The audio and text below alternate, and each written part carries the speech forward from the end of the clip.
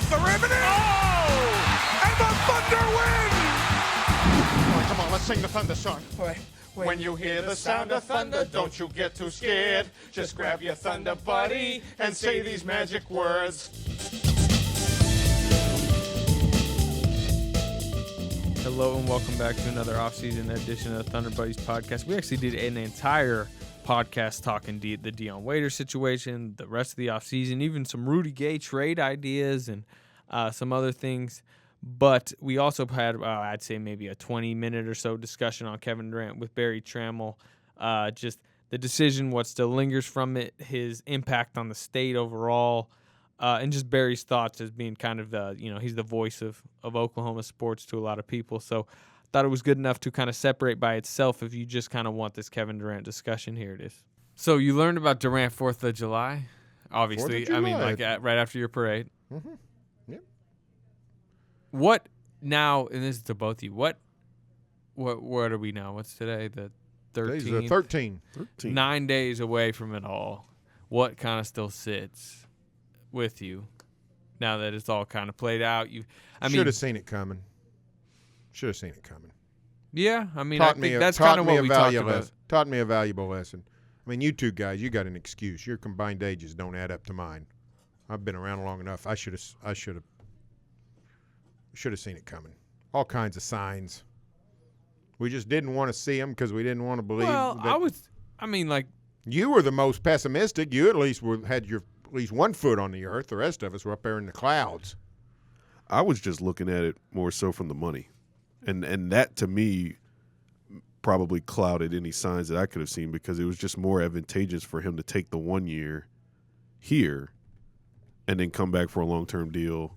And then I think I got clouded by the idea that he would want to come back and compete considering that they were 3-1 and they were so close. Yeah, I think what you said there is kind of true in the sense of when the 1 year deal really started to get popularized, which was like early in the season, where it just suddenly became the default for anyone talking about it. Well, the 1 year, he's going to have the 1 year and Westbrook will be back and he'll know their free agency and it's another chance. And he did do the 1 year. He did do the 1 year. He did.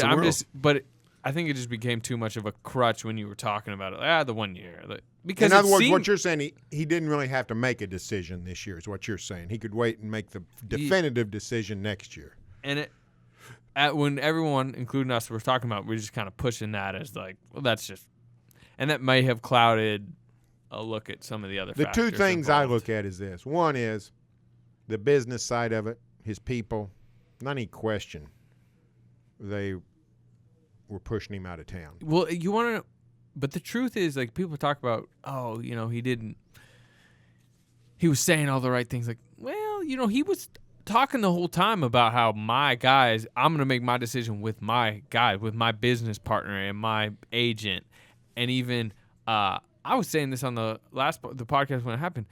The thing, when I started getting a little bit skeptical was at his exit interview when he said, when I asked him about Westbrook, I said, hey, Russ has got a big decision too. Do you talk with him about it? He said, well, it's kind of weird because he's on the Thunder and, there's maybe some motives there that I need to be selfish and I need to kind of talk to my people instead of the Thunder. And it was like, okay, that's interesting. I think that's what I was talking about, signs and things. That's the kind of thing.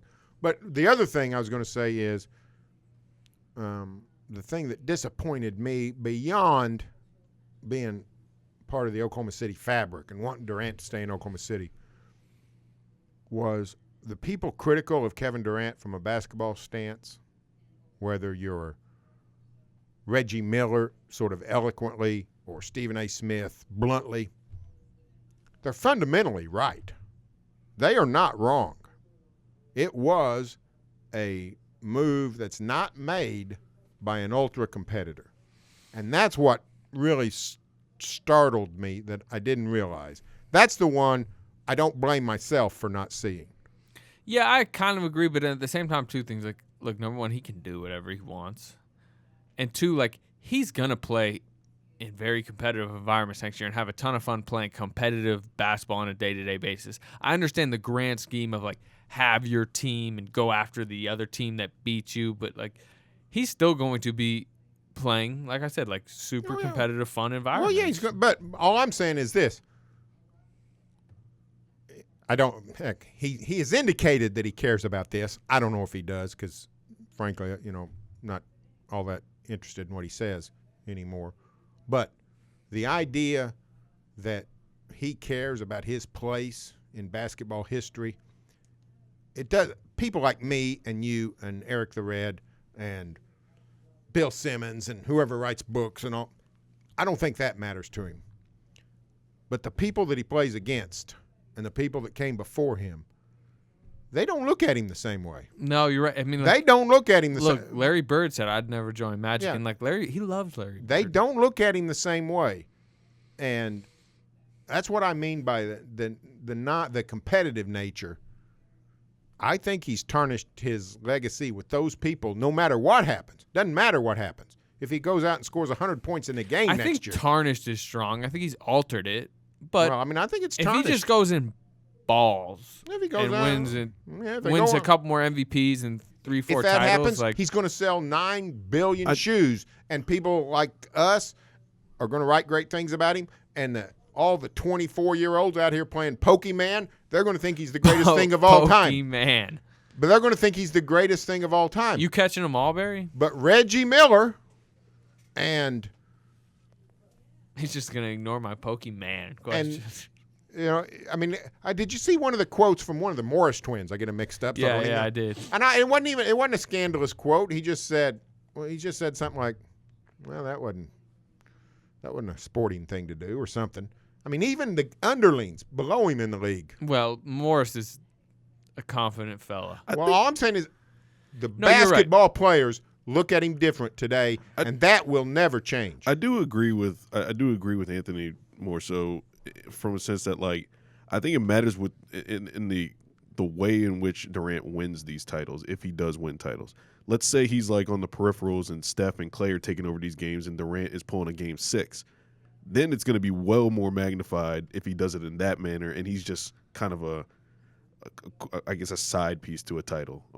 But if he's the guy that's taking over in these moments and he has signature moments in these championship victories, I think that's going to change things too. And I think he's going to be really good on this team. We don't need to get into that now. But what sticks with me is, look, more and more I'm like, look, this guy can do whatever he wants. And if he wanted to do that, that's fine. The thing that sticks with me is I thought he left very poorly.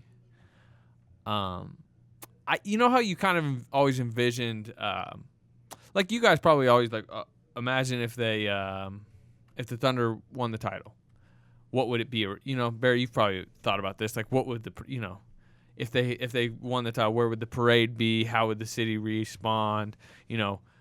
You probably have always thought, and before the last week, what if Durant left? Like, how would it be? How would the city react? I mean, that's always kind of, even for the last 2 years, it's always been like, if that happened, what would it be like? And didn't you always kind of think like if he decided to leave, he was going to do it so gracefully. He was going to like really speak to the city either through like a long letter that was really like personalized. And he was going to come out and really explain himself. And, we're talking about a guy who during his MVP speech singled out every single player. Grant Jarrett, he was talking about at the time. And like, was so personal with them and authentic.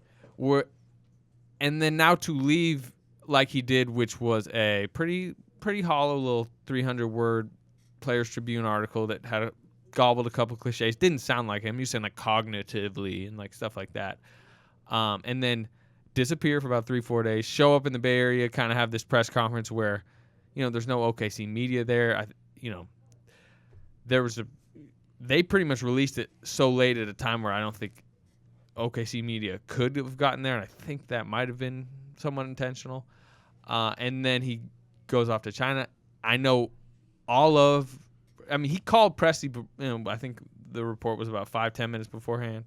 But a lot of the players, probably all of them, learned on their phone, like we all did, at the same time. Players Tribune, he's leaving. You would have assumed he would have just left more. Well, I never thought about how he would leave. I didn't think he'd do a decision. I didn't think he'd do the LeBron deal. But outside of that, I never gave it any thought. I thought it'd be Players Tribune. He's kind of left the city hanging a little bit, Well, and without but- an explanation of why. Well, He always had but the here's the ability deal. to leave. But I just don't know here's the why. deal. He doesn't need to tell us because we know. We've learned in the last few days. He's not who we thought he was. Well, he's not who we thought he was. He was way more packaged than we ever had a clue that he was.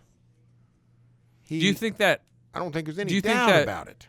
was- And let me tell you what. There's people coming out of the woodwork, and I know it's easy to dump this on is the all guy. okay too? By the way, like it's okay for him to do anything he did.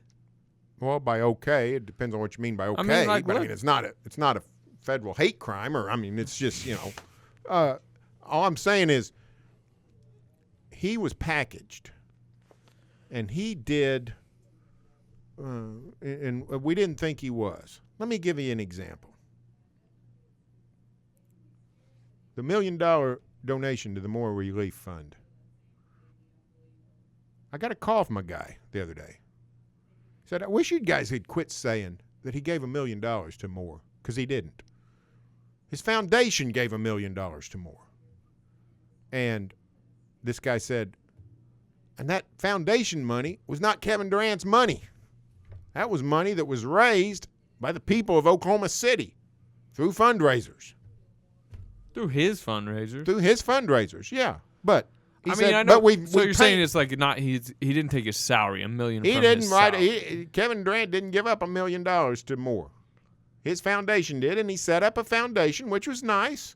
But that foundation, he didn't like kick in.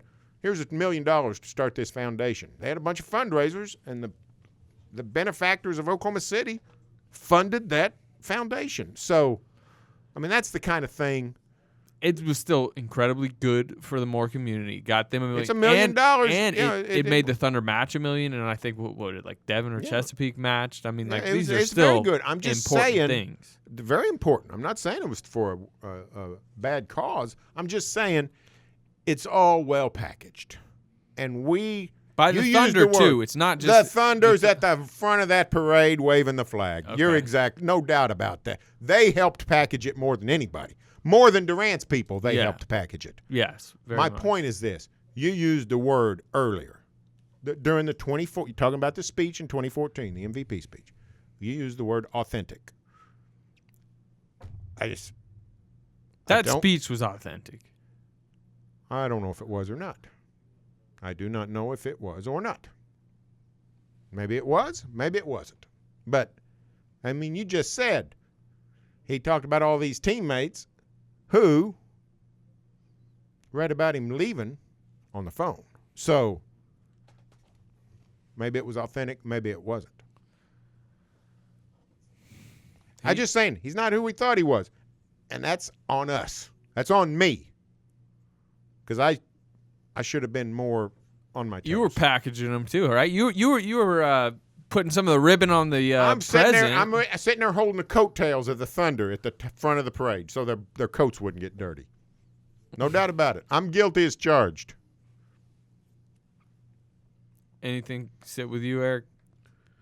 Well, I think that a lot of times sports writers and columnists tend to be cynical, and I don't think we were that way with Kevin Durant, and I think this might change the way that we approach our athletes in certain regard from here on out. I mean, it's a cautionary tale, and again, you say it's okay, and it is completely okay that he made the decision he did, but as Barry said, there's some things that he was that we did not have a clear indication of, and there was some control going on that we did not have a clear indication of, and people learn, and we'll be more aware of kind of some signs from here on out. My last question to you guys on this, though, because this is kind of interesting.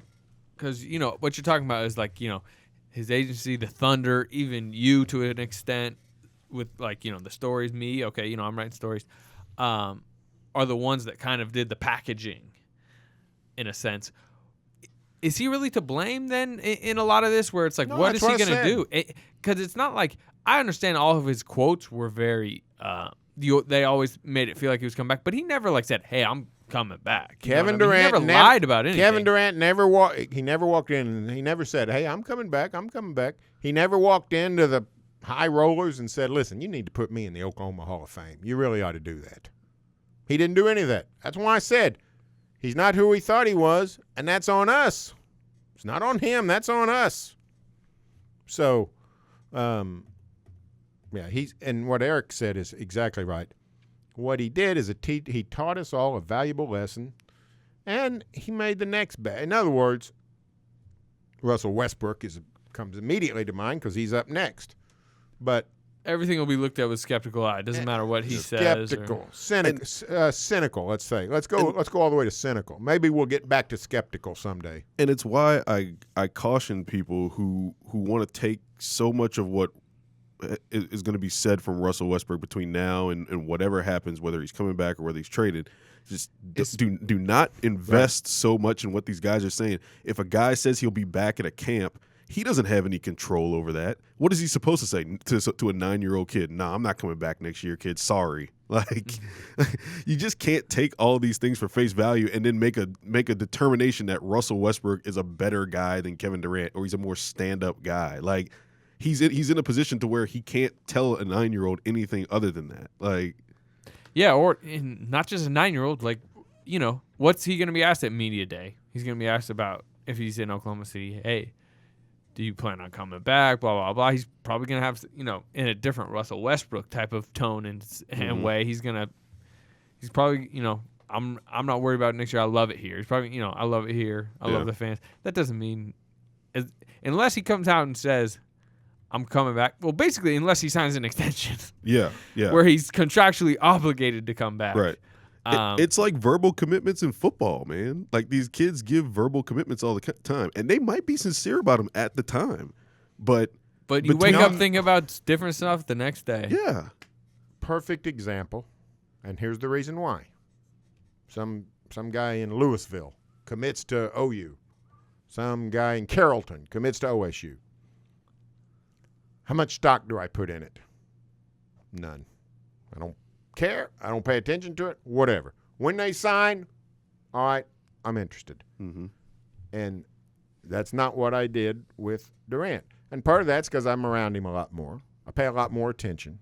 And it's different because, there's 9 years of history, as you're saying. Yeah. Instead of just like right. But my point is, college football fans who follow recruiting, they get worked up when a kid decommits or flips because they bought into it.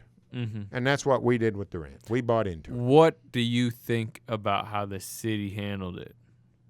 I think it's been okay. I mean, there was always going to be, I remember we were having the meeting. Knuckleheads are always with us. That's right. Remember we were having the meeting. I think Sherm was having the meeting, and we were talking about ideas if he stays, ideas if he leaves. This is probably a week before free agency, and Sherm's like, "Well, we should write something about how Thunder fans aren't burning jerseys." This and that. I was like, "You sure about that? I mean, all you need is an idiot and a cell phone." You don't need, and when we've had multiple of those. Yeah, with it not even just burning, going to his house. Yeah, so I mean, and those aren't people, and the people that do that are not upset that he's leaving.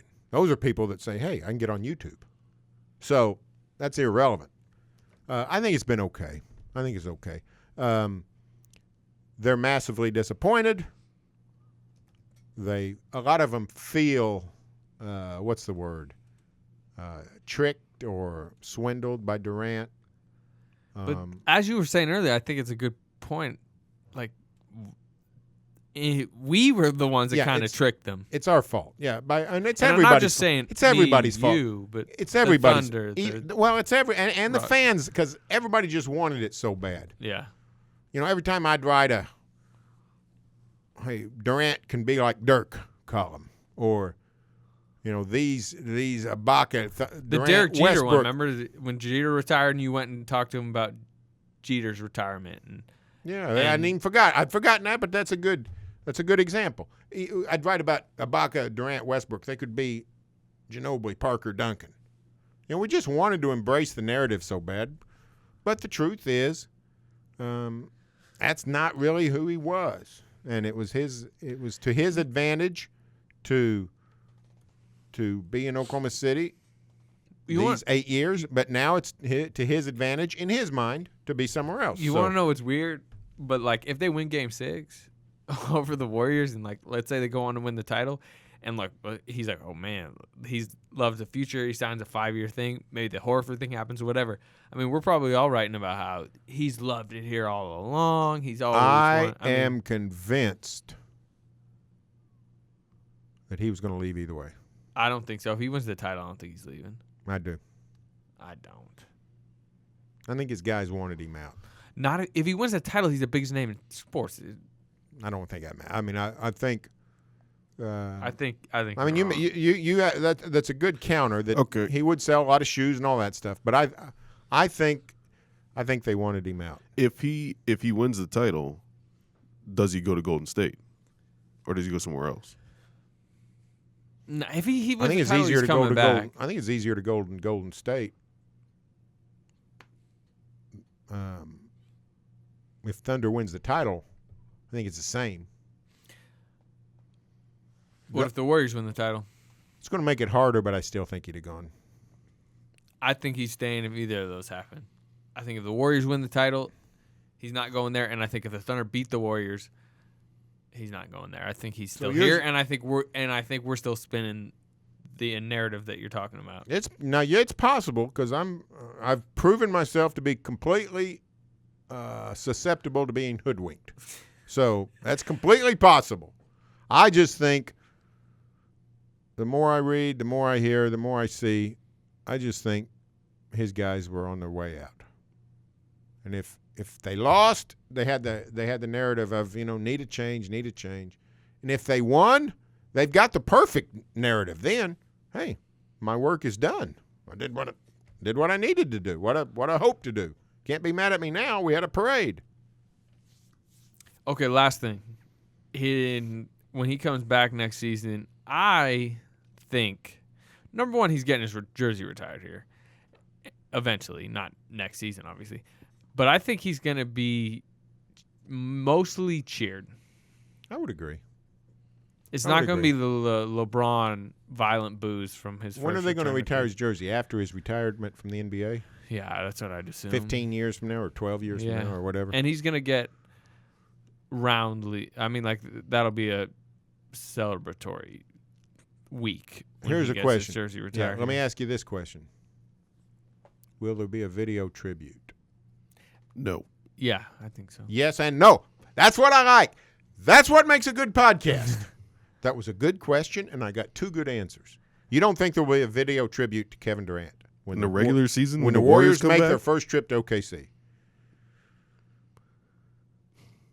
No. I think there's going to be a 5-minute one. I think Sam Presti is going to be leading the charge for it.